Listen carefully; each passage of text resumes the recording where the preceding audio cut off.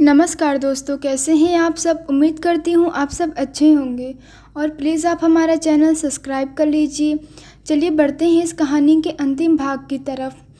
आरुषि डरते हुए अपने पापा के पास आई और कहने लगी, पापा जो भी हुआ वो हमारी गलती है, आप प्लीज़ सॉरी को कुछ मत कीजिए, उनकी कोई गलती नहीं है, हम ही अपने मर्यादा भूल गए थे, प्लीज़ सॉरी को माफ़ कर दीजिए।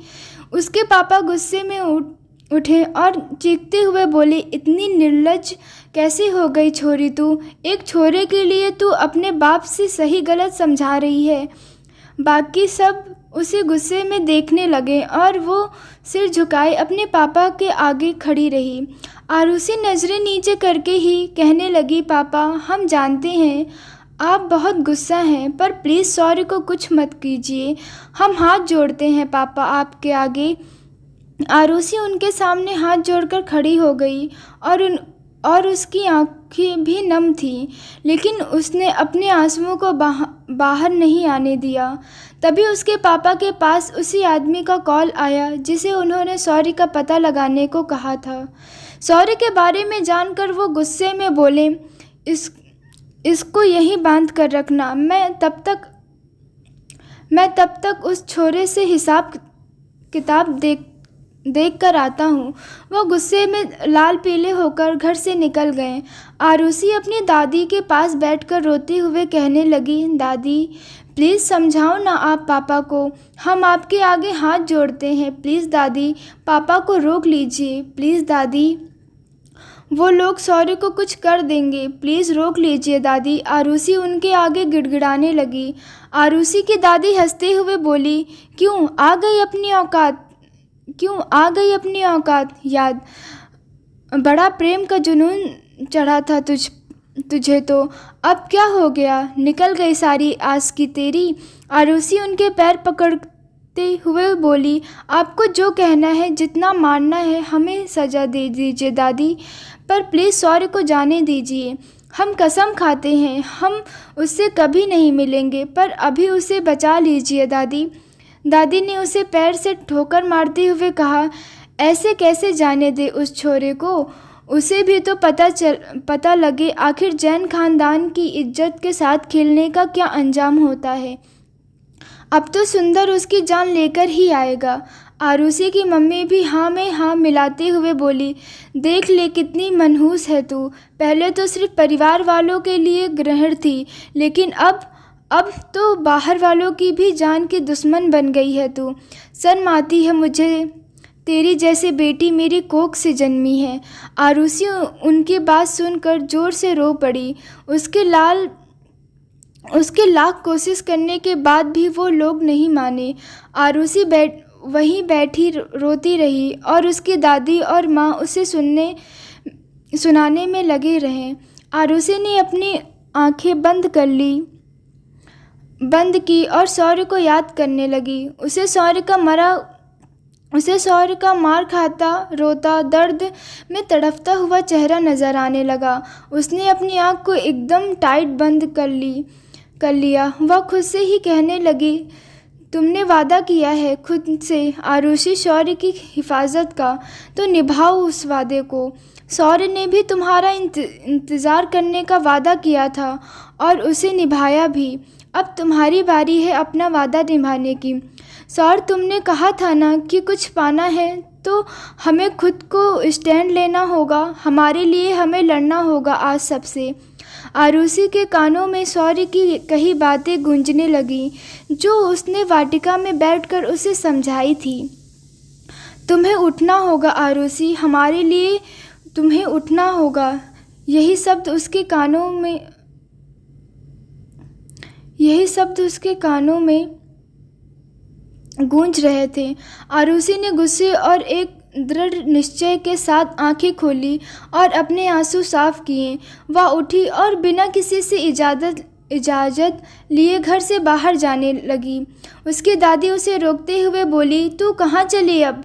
दादी की आंखों में गुस्सा साफ दिख रहा था। आरुषि, हम शौर्य के पास जा रहे हैं। दादी, कैसी बेशर्म छोरी है रे तू कहाँ जाएगी अपने बाप तू वहाँ जाएगी अपने बाप को रोकने? इतना कुछ हो गया, अभी भी शर्म नहीं है ना तेरे अंदर?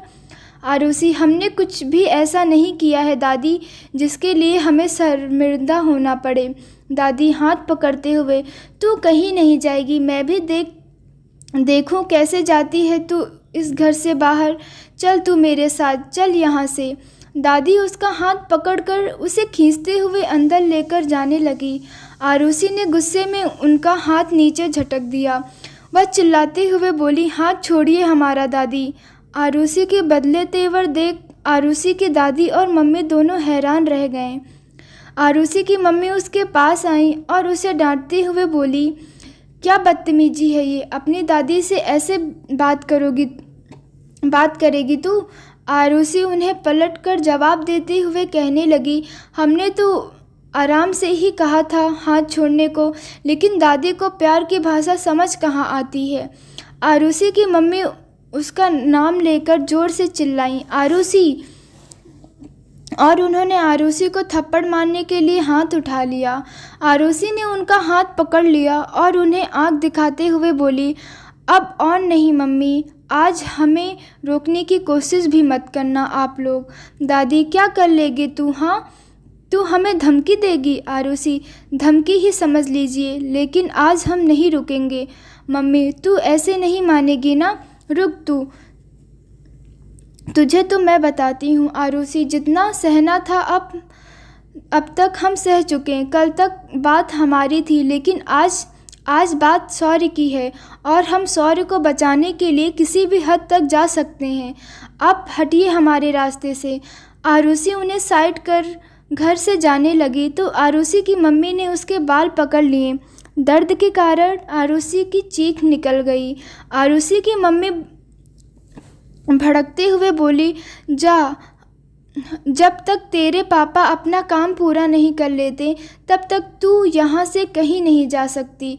आरुषि उनसे अपने आप को छुड़ाने की कोशिश करने लगी, लेकिन उन्होंने नहीं छोड़ा। दादी ने आरुषि को कमरे में पटका और बाहर से ताला लगा दिया। वह बाहर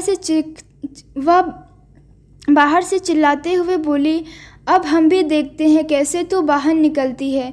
दादी इतरा के चाबी उछालते हुए वहाँ से चली गईं। आरुषि ने खूब दरवाज़ा पीटा, लेकिन दादी दरवाज़ा नहीं खोला। आरुषि सोच में पड़ गई कि अब कैसे बाहर निकलेगी यहाँ से। उसकी नज़र कमरे की खिड़की पर गई। वह खिड़की खोलकर वहाँ से कूद गई। इधर आरुषि घर से भागी, उससे पहले ही उसके पापा और भाई शौर्य तक पहुँच गए थे। उन्होंने अपने फ़ोन में तस्वीर दिखाई और उसे पहचान लिया। सुंदर, तुम शौर्य हो ना? शौर्य, जी हाँ, लेकिन आप लोग कौन? आरुषि के भाई ने उसके मुंह पर मुक्का जमाते हुए कहा, जिस लड़की को आजकल तुम घुमा रहे हो उसका भाई हूँ मैं। मुक्का लगने की वजह से शौर्य के कदम लड़खड़ा कर पीछे खिसक गए। उसने इन सब की जरा भी उम्मीद नहीं की थी। शौर्य को समझ नहीं आया कि कैसे रिएक्ट करें। वह आरुषि के भाई को समझाते हुए बोला, देखिए, आपको कोई गलत फहमी हुई है। मैं और आरुषि एक दूसरे को पसंद करते हैं। भाई, साले, तेरी इतनी हिम्मत, तू हमारे परिवार की बेटी पर नज़र डालेगा? आरुषि के भाई उसकी कॉलर पकड़ एक और मुक्का मार दिया। शौर्य को तकलीफ हुई, लेकिन वह हंसने लगा। उसे देख आरुषि के पापा और भाई खींच गए। वो लोग सोचने लगे कि मार खाकर भी शौर्य हंस क्यों रहा है। शौर्य हंसते हुए कहने लगा, परिवार की बेटी? रियली? हाँ, तुम लोगों को वो अपनी बेटी कब से लगने लगी? वो तो मनहूस है ना? फिर अचानक से इतना प्यार कैसे उमड़ पड़ा उस पर? कितने दोगले हो तुम। छी! उसकी बात से खुद को बेइज्जत महसूस कर आरुषि के पापा को गुस्सा आ गया और वो घायल शेर की तरह शौर्य पर टूट पड़े। शौर्य को उनसे छुड़ाते हुए बोला, कौन सी इज्जत के लिए लड़ रहे हैं आप अंकल जी? ये तो बताइए, कभी अपनी बेटी के सिर पर प्यार से हाथ रखा है? आपने कभी प्यार से उसे दो मीठे बोल बोले हैं आपने? सुंदर गुस्से में तमतमाते हुए बोला, अपना मुंह बंद रख छोरे, नहीं तो मैं तेरी जान ले लूँगा। सौर हंसते हुए बोला, इसके अलावा आप कर भी क्या सकते हो? जो आदमी अपनी बेटी का नहीं हुआ वो हमारे बारे में क्या फ़िक्र करेगा? आप मारना चाहते हैं ना हमें, तो मारिए, लेकिन मैं आप पर हाथ नहीं उठाऊंगा। जानते हैं क्यों? क्योंकि हमारी आरू को अच्छा नहीं लगेगा यदि मैंने आप उसके पापा और भाई पर हाथ उठाया तो। आरुषि के पापा गुस्से में भर गए और चिल्लाते हुए बोले, अपनी ज़ुबान से नाम भी मत लेना तू मेरी बेटी का, वरना ज़बान खींच लूँगा तेरी। सौर हंसते हुए, अच्छा याद आ गया क्या? वो आपकी बेटी है। मुझे तो लगा आपको कभी याद ही नहीं आने वाला है। काश आरुषि सुनती आपके मुंह से मेरी बेटी तो कितना खुश होती ना वो।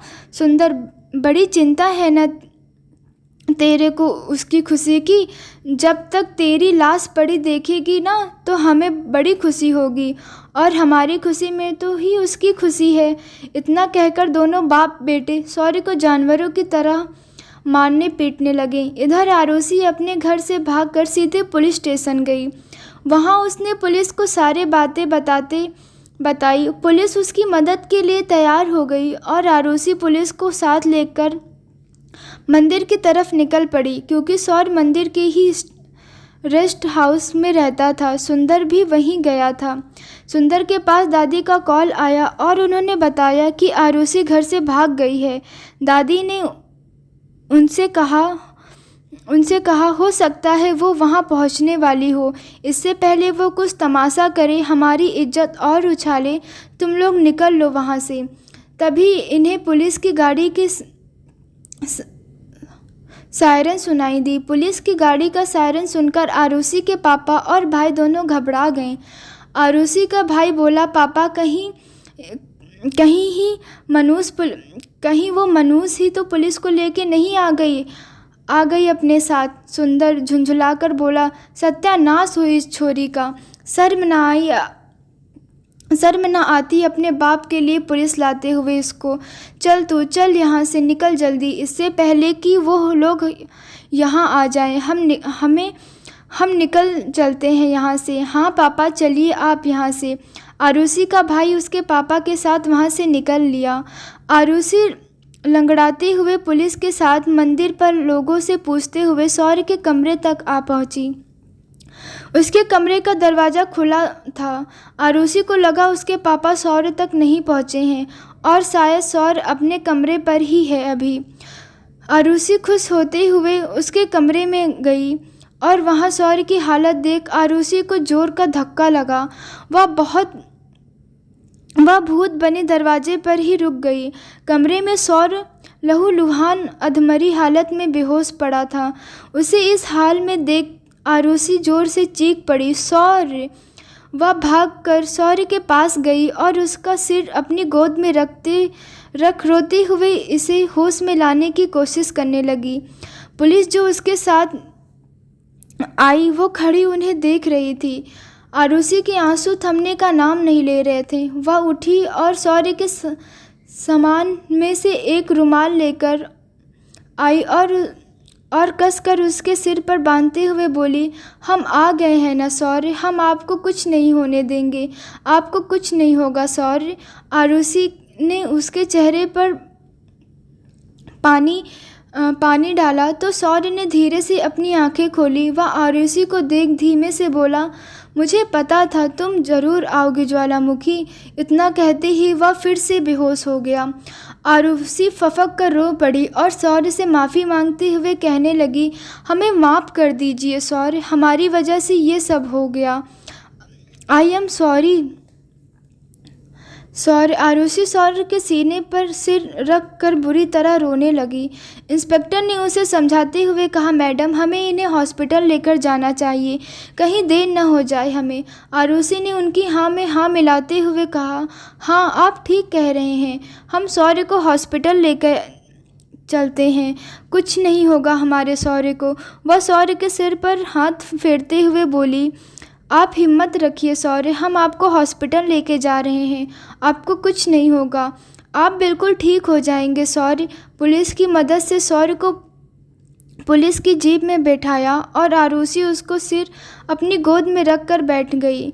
पूरे रास्ते वह उसके सिर को सहलाते ही रही। पुलिस उसे तिजारा से सरकारी अस्पताल में लेकर गए और भी उसे एडमिट करा दिया। आरुषि रोते डरते घबराते हुए सौर्य के वार्ड के बाहर चक्कर लगाने लगी। इंस्पेक्टर, हमें इनकी फैमिली को बताना होगा।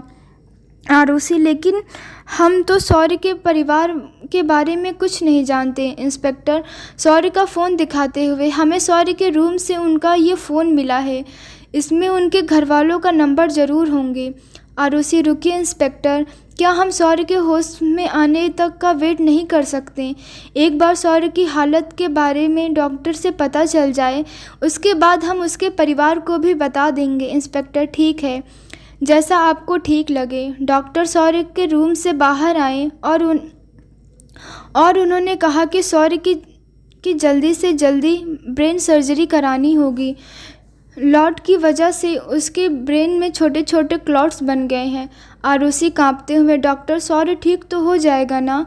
डॉक्टर, देखिए अभी हम कुछ नहीं कह सकते, आप इन्हें दिल्ली या जयपुर ले जाइए, हमारे पास यहाँ इतनी सुविधाएं नहीं उपलब्ध नहीं है, आपको जल्दी फैसला लेना होगा, ज़्यादा वक्त नहीं है हमारे पास। डॉक्टर की बेटी सुन आरुषि बहुत डर गई और वह थम से वहाँ रखी कुर्सी पर बैठ गई। आरुषि को अचानक याद आया कि सौर्य का परिवार भी तो दिल्ली में रहता है।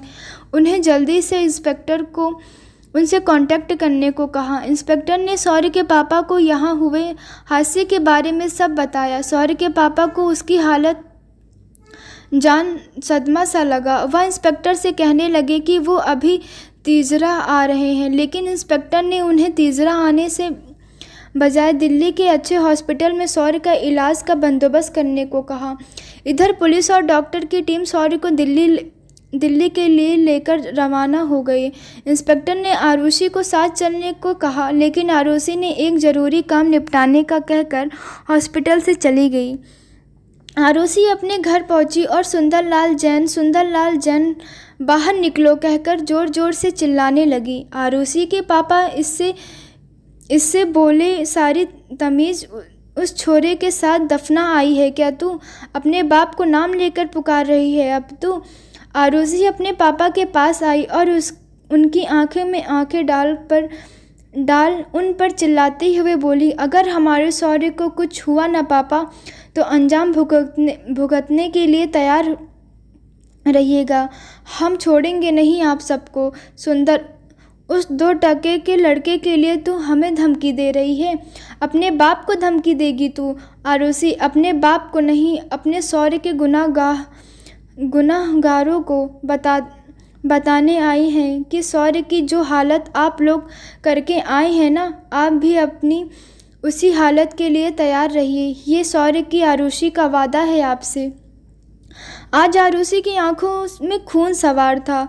उसका गुस्सा देख किसी की हिम्मत नहीं उसके सामने बोलने की। आरुषि आंखों में आंसू लिए वहाँ से चली गई और जाकर वाटिका में बैठ गई। वहाँ चीख चीख कर रोते हुए वह बार बार यही बोलती रही, हमें माफ़ कर दीजिए सौर्य, हम कैसे आपसे और आपके परिवार से नज़रें मिला पाते सौर्य, इसलिए हम नहीं आ पाए आपके साथ। प्लीज़ हमें माफ़ कर दीजिए सौर्य। ना हम आपकी लाइफ में आते और ना आपको हमारी वजह से ये सब झेलना पड़ता। आपकी इस हालत के जिम्मेदार सिर्फ़ और सिर्फ हम हैं। हमें प्लीज़ माफ़ कर दीजिए सौर्य। हम आपसे कभी कुछ नहीं मांगेंगे, बस इस बार आप ठीक हो जाइए। आरुषि घुटनों पर सिर रख कर रोने लगी। उसके कानों में मंदिर की घंटी की आवाज़ गूंजने लगी। आरुषि ने एक नज़र वाटिका में बने चंद्र प्रभु महाराज की मूर्ति को देखा और आंखों में आंसू भर के बड़ी उम्मीद से कहने लगी, सौर्य को बचा लीजिए प्लीज़।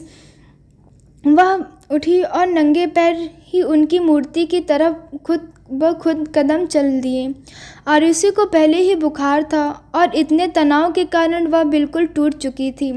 उसकी मम्मी की मार के कारण आरुषि पहले से लंगड़ा कर चल रही थी। वह धीरे धीरे मूर्ति की तरफ हाथ जोड़कर बढ़ने लगी। महाराज तक पहुंचने में लगभग 100 सीढ़ियाँ थीं। तपती गर्मी में वह सीढ़ियों में लगा मार्बल भी तपने लगा। गर्म सीढ़ियों पर आरुषि नंगे पैर चलने लगी। इसके पैर जल रहे थे, लेकिन फिर भी वह शौर्य के लिए नंगे पैर वहां तक चलकर गई। मूर्ति के सामने घुटनों के बल बैठकर वह बिलख कर रो पड़ी। आरुषि ने उसके चारों ओर परिक्रमा की और उसके चारों ओर लगी जैन धर्म की सभी 18 भगवानों की मूर्ति के सामने लेकर प्रणाम करते हुए वह यही दुआ मांगने लगी कि शौर्य की हालत सुधर जाए और वह पहले की तरह बिल्कुल ठीक हो जाए। वाटिका में दर्शन करने के बाद वह नंगे पैर ही जैन मंदिर के लिए निकल पड़ी। पैर जलने में उसमें छाले हो गए, जिसकी वजह से उसके लिए चलना मुश्किल हो गया। आरुषि लड़खड़ाते हुए मंदिर तक तो पहुंच गई, लेकिन मंदिर के द्वार पर जाकर रुक गई। वह द्वार पर खड़े होकर इस कश्मकश में उलझ गई कि अंदर जाए या नहीं। कांपते हुए कदमों से आरुषि जैसे तैसे मंदिर के अंदर गई। वहाँ भी फर्श मार्बल था और उसके पैरों में पहले ही छाले बन चुके थे। मंदिर के भीतर बने बड़े से प्रमाणकों पर चंद्रप्रभु महाराज की मूर्ति के सामने जाकर खड़ी हो गई। वहाँ उसने शौर्य के सलामती के लिए मन्नत मांगी। आरुषि महाराज की मूरत से बातें करते हुए कहने लगी, आखिर झुका ही दिया ना आपने, हमें अपने सामने कर दिया ना मजबूर आपके मंदिर में लाने के लिए।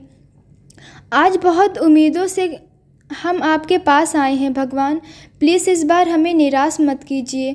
आप अच्छी तरह से जानते हैं हम आप पर ज़रा भी विश्वास नहीं करते, लेकिन शौर्य आप पर बहुत विश्वास करते हैं। इसलिए तो वह यहाँ अपने परिवार को भी छोड़ आपके पास रहते थे। हमारे लिए न सही, लेकिन अपने भक्त के लिए तो उसकी रक्षक बनकर चले जाना भगवान। हमारा भरोसा तो आप पहले ही तोड़ चुके हैं। प्लीज़ शौर्य के विश्वास को मत टूटने देना भगवान। हम जानते हैं हमने आज तक आपको सिर्फ हमेशा कोसा है। ये शौर्य का ही विश्वास था कि हम एक दिन ज़रूर आपके सामने खड़े होंगे। इस तरह हाथ जोड़े हुए दुआ मांगते तो लीजिए, आज हम हमारे शौर्य के भरोसे को पूरा करने आए हैं भगवान। प्लीज़ शौर्य को बचा लीजिए प्लीज़। हम कभी आपसे कुछ शिकायत नहीं करेंगे कि आपने हमें बेटी क्यों बना दिया, और वह बस शौर्य को ठीक कर दीजिए। आरुषि ने मंदिर में शौर्य के नाम से विशेष पूजा रखवाई। आरुषि ने मंदिर में शौर्य के नाम से विशेष पूजा कराई। पूजा करने के बाद उसने अपने पैरों पर ठंडा पानी डाला ताकि पैर की जलन थोड़ी कम हो सके। कुछ देर मंदिर में रुकने के बाद वह लंगड़ाते हुए अपने मित्र सुप्रिया के पास गई और उनसे कहने लगी, सुप्रिया, कुछ पैसे उधार दे सकती हो क्या हमें? सुप्रिया आरुषि की हालत देख हैरान रह गई। बस उसे अपने पास बैठाते हुए कहने लगी, ये क्या हाल बना रखा है आरुषि तूने अपना, और ये तेरे शरीर पर चोट के निशान कैसे? सुप्रिया ने आरुषि की चोट को छूने के लिए हाथ बढ़ाया तो उसने देखा आरुषि का पूरा बदन बुखार से तप रहा है। सुप्रिया, आरुषि तुझे तो बहुत तेज बुखार है, कुछ बताएगी भी क्या बात है? आरुषि, अभी फ़िलहाल हम बहुत जल्दी में हैं यार, अभी हमारा दिल्ली पहुंचना बहुत ज़रूरी है। सुप्रिया, प्लीज़ हमारी मदद करो। सुप्रिया उसे रोकते हुए कहने लगी, तू अभी इस हाल में नहीं है आरुषि कि सफ़र कर सके। तेरे पैर देख, छाले पड़े हैं, हमें छाले पड़े हैं, इनमें पता नहीं क्या हालत बना रखी है तूने अपनी। आरुषि की आंखें भर आईं, लेकिन उसने खुद को शांत रखा और अपनी आंखों के भीगे कोर साफ किए। आरुषि उसे कहने लगी कि अभी हमारी हालत से ज़्यादा उस इंसान की जान बचाना ज़रूरी है जो हमारी वजह से ज़िंदगी और मौत से लड़ रहा है।